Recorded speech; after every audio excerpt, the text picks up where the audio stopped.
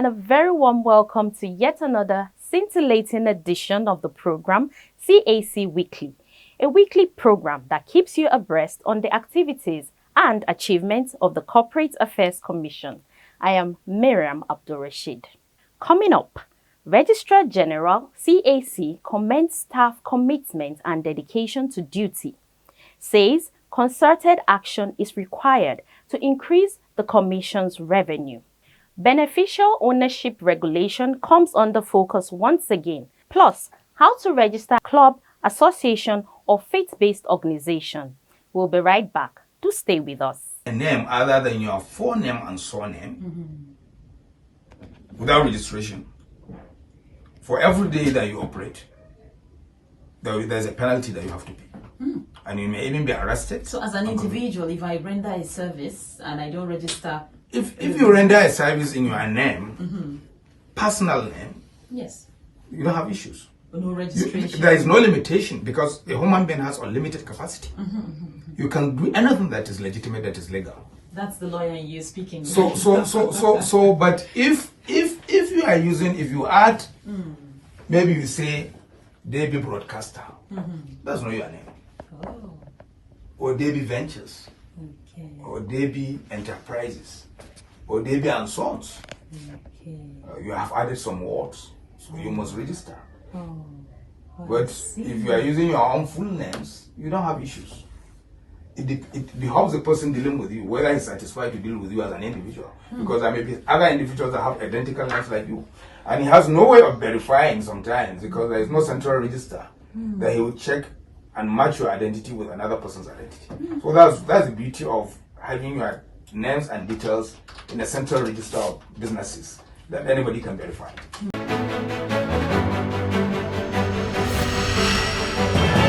Welcome back. We start off with the Registrar General's commendation to the staff of the Commission. The Registrar General and CEO of the Corporate Affairs Commission, Alhaji Garba Abubakar, has urged the staff of the Commission to rededicate themselves to duty to enable the Commission to overcome its revenue challenges. Alhaji Garba Abubakar, who was speaking at the quarterly interactive management and staff meeting held at the Commission's headquarters in Abuja, expressed satisfaction with the commitment and dedication of staff to duty. He therefore stressed the need for them to sustain the tempo in order to surmount the revenue challenges bedeviling the Commission at the moment. Garba Abubakar, who extensively reviewed the Commission's previous encouraging financial performances, said 2023 arrived with difficult and daunting challenges, but expressed optimism that they were surmountable. The Registrar General said in spite of current challenges, management was committed to ensuring prompt settlement of staff entitlements, stating that critical welfare matters such as medical insurance, premium, group life insurance, and vehicle insurance were receiving attention. He stressed that, challenges notwithstanding, the Commission will continue to offer medical interventions where necessary and therefore urged staff to be patient and prayerful for the Commission to grow its revenue. He therefore enjoined staff to conduct themselves in the best manner, exhibit a high level of integrity, and cooperate with the management towards further blocking noticeable revenue leakages by reporting the subversive activities of erring colleagues through available channels. Speaking on the recently conducted promotion exams, the Registrar General called for patience and understanding, stating that as soon as the board was constituted for the Commission, the exercise would be completed. While speaking on staff training, the Registrar General noted with delight that over 700 staff benefited last year and therefore pledged that priority attention will be accorded this year to those that were reportedly excluded in the last 3 years or so. Speakers at the interactive session include the President of the Senior Staff Association of Statutory Corporations and Government-Owned Companies, Comrade Suleiman Gire, and Secretary Umar Tata. Other speakers include Stephen Vivan, Nuhu Mohammed, and Muftahu Bello. amongst others. While Suleiman Gire spoke on welfare matters, Muftahu Bello called for more cooperation and prayers for the Commission to enable it overcome its current predicament. CAC Weekly reports that the next interactive meeting has been slated for June 9, 2023. Moving on to Karma 2020, alias the Game Changer. Beneficial ownership is one of the many innovations enshrined in the new law. What is a beneficial owner and who is a beneficial owner? There are so many perspectives on that, but Investopedia.com says, a beneficial owner is a person who enjoys the benefits of ownership even though the title to some form of property is held by someone else. It also means any individual or group of individuals who either directly or indirectly have the power to vote or influence the transaction decisions regarding specific security, such as shares in a company. According to Investopedia, the following are some key takeaways from the BO concept. A beneficial owner is a person who enjoys the benefits of ownership even though the property's title is in another name. Beneficial ownership is distinguished from legal ownership, though in most cases, the legal and beneficial owners are one and the same.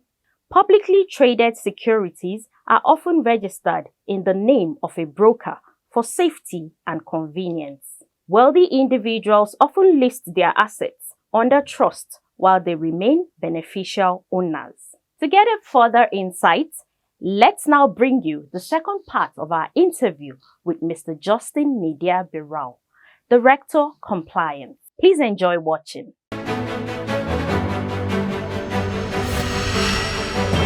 Now let's come to the register itself. In the era of hacking, internet fraud, and all the cybercrime, just how secure is this register that is not manipulated somewhere along the line? How secure is it? Well, for manipulation, it will be very difficult for the sense that all the necessary security protocols that is required to keep the register safe has been procured. But like any other human endeavor, you cannot rule out possibility of hacking. But even where that one is done, there are actually alternative, what we call redundant data centers that can be used to address such problems. Okay, okay. So there's a form of backup. There is a backup. Okay. That's what we call redundant database. Okay, database. Okay.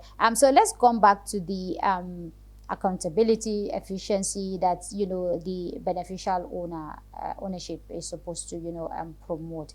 What is the level of compliance as far as entities are concerned? Well, let's begin first. Like we said earlier on, when we started implementing KAMA 2020 on 1st January 2021, there was that deliberate plan to capture the information on beneficial ownership at the point of registration. So what that means is that for companies that were registered between 1st January 2021 and now, till date, all those companies have their beneficial ownership or PSC information captured on the database. Okay, so there's no worry. There is no worry. Okay. Then the second leg of the collection of beneficial ownership data is one that would come with filing of annual return. It is a requirement also that when you file annual return, you are required to disclose the beneficial ownership of PSC information. Okay, so anytime you are filing annual returns? Yes. Okay. So it's one of the requirements that you have to do? Yes, and the form has been redesigned to capture information on beneficial ownership. Okay. Yes. Okay, okay. I know we talked about sanctions the other time. You know, if you don't disclose, as you know, the implementation started in 2023, if I'm correct. For those who have the old entities. Well, for what we call legacy Companies. legacy companies. Okay. The implementation started in 2022. Okay.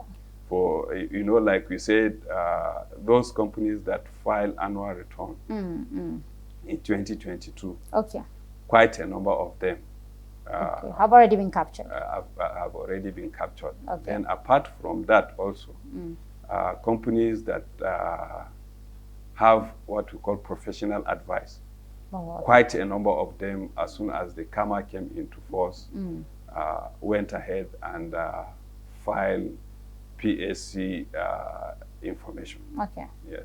Okay. Which is quite different from the annual return. Okay. So you only have few defaulters? Not really, because when you look at the number of legacy companies, they are they are large. So, and like we said, it's only quite a few of them that have between 2022 and now filed their annual returns that has complied with that requirement. Then quite a few of them. So part of the reason why we are holding this discussion is try to raise up the level of awareness. Especially as far as legacy companies are concerned. Legacy companies are concerned. They are the ones who have to meet up. Yeah, they are the ones that are required to step up their game. Okay. Let's go back to the regulations or the framework. How easy are they for people to understand? Well, they are easy to understand in the sense that unlike the there's not so much grammar. KAMA 2020, which is couched in, in legal language. Yes. The PSC regulation language has been simplified. Okay. To such an extent that even the layman, so to say, I don't need to get a lawyer to interpret. To interpret it. Okay. And also a lot of assistance has been built into the online platform. Okay. That when you start, you move from one step to another. Okay. So at any point in time, you can also have, if there is any need for you to refer to this thing, there is what we call frequently asked questions. Oh, okay. Okay. On the web of the commission, which you can refer to in case there are other things we may not be able to understand. Okay. Yes. All right. So now let's go to deployment of the BOR. That's the Beneficial Ownership Register itself. How do people access the information? Well, the law and other protocols that the Commission has signed on to requires that the Beneficial Ownership Register should be made accessible to the public. But we have to be very careful here. Yes. Because it's not all the information that is on the Beneficial Ownership Register that should be made accessible to members of the public. Okay. So what are the ones that are made accessible? Because of what is called data privacy, regulation and laws in other climates, certain personal confidential information are restricted. Okay. And you cannot have access to those type of information. So what are the information that are restricted? Let's start from there. First of all, my house address. Your house address, that's the residential address. Then your telephone number. Yeah, okay. Then your national identification number. What about my date of birth? Well, date of birth is also restricted. Because people don't need to know when I was born. Yeah, they don't need to know when you are born. Yes. So those are the ones that are restricted. Okay. Yes, but other information, the members of the general public can access them. What about the color of my skin? Is it also restricted? Well, there People is should no, not know if there I'm is no dark or fair. passport photograph. Oh, my size. Whether I'm short or tall. There is no passport photograph on the database. Okay. So they won't know whether you are black or whether you are fair. Okay. Yes. Okay. So any other thing aside from that is being, made public. Yes. Okay.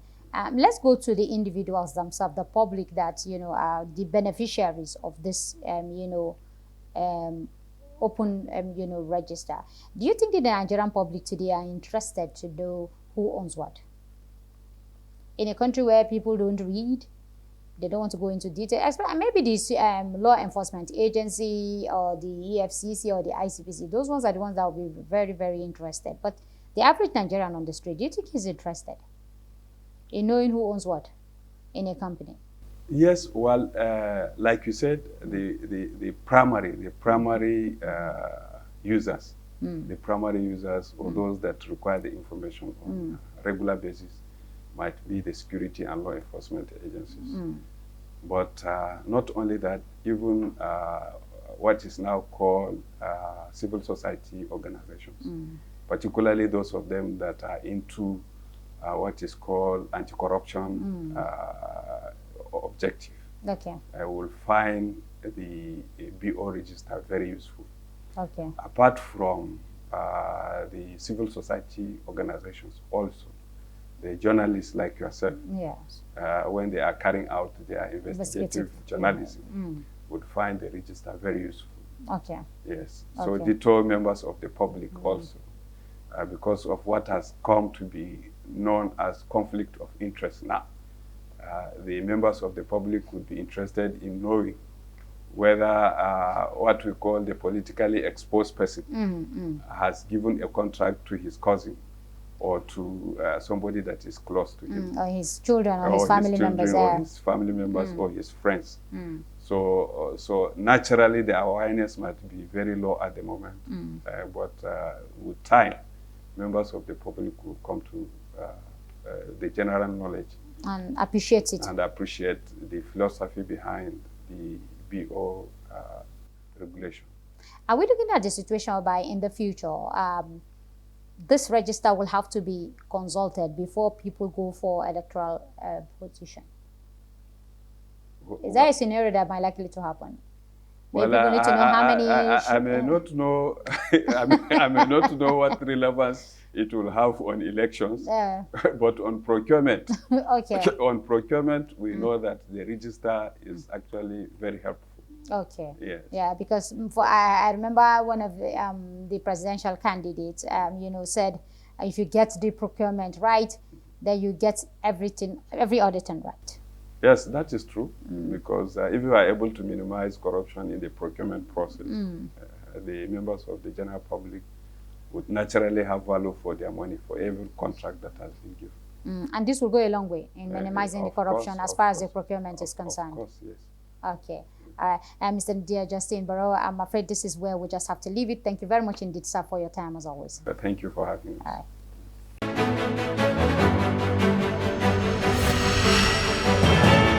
Great insight there from Justin. Moving on to registration. Are you interested in registering a club, an association, or a faith-based organization? Please come with us as we show you how to do just that seamlessly online.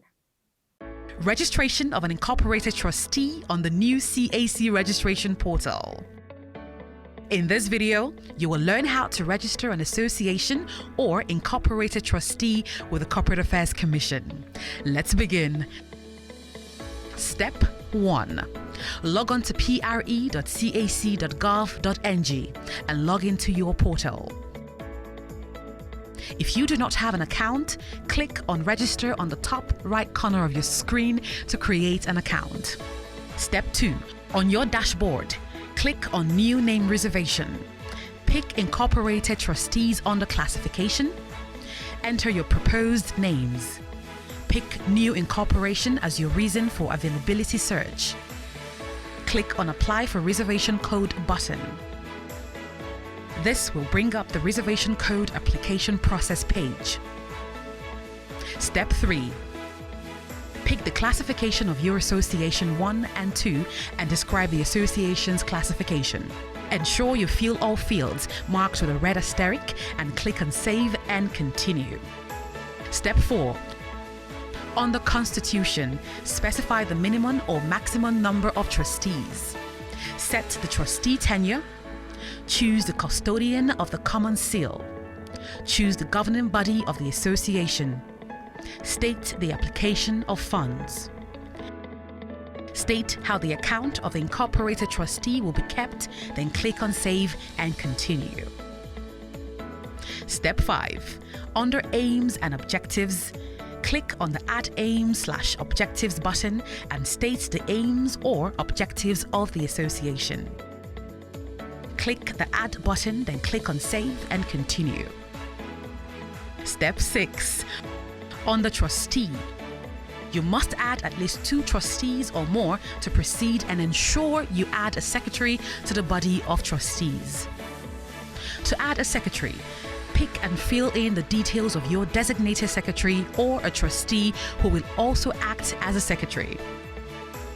If the secretary is a designated secretary only, click the box labeled Add as a Secretary Only after filling in the secretary's details. If a trustee will be acting as secretary, click the box labeled Add both Trustee and Secretary and click on Add Trustee and then click on Save and Continue. If you wish to hide the residential address of any of the trustees, click on the Hide Residential Address toggle button. Ensure you fill all fields marked with a red asterisk and click on Save and Continue. Step 7. On the document upload, if there are supporting documents which will facilitate your application for a reservation code, scan and upload here. Then click on Save and Continue to preview. Preview your entries, and if satisfied, click on Save and Continue to proceed to payment. You can now proceed to make a newspaper publication in at least one national daily and at least one local newspaper in local circulation in the locality where the association will be registered. Obtain and keep the hard copies of those publications. Registration. After your application for consent has been approved, log on to your dashboard and click on the Reserved panel.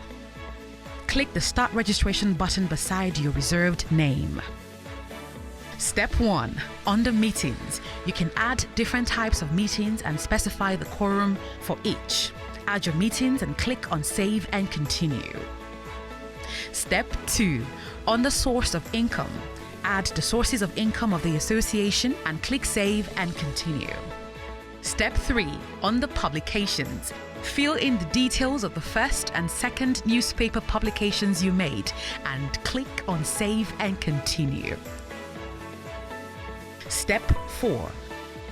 On the document upload, scan and upload the document labeled Yes, and where the document labeled Optional applies to you, scan and upload, then click Save and Continue to preview. Preview your entries, and if satisfied, click on Save and Continue to proceed to payment. When your registration has been approved, your certificate will be automatically generated on your registered panel, where you can download and print it.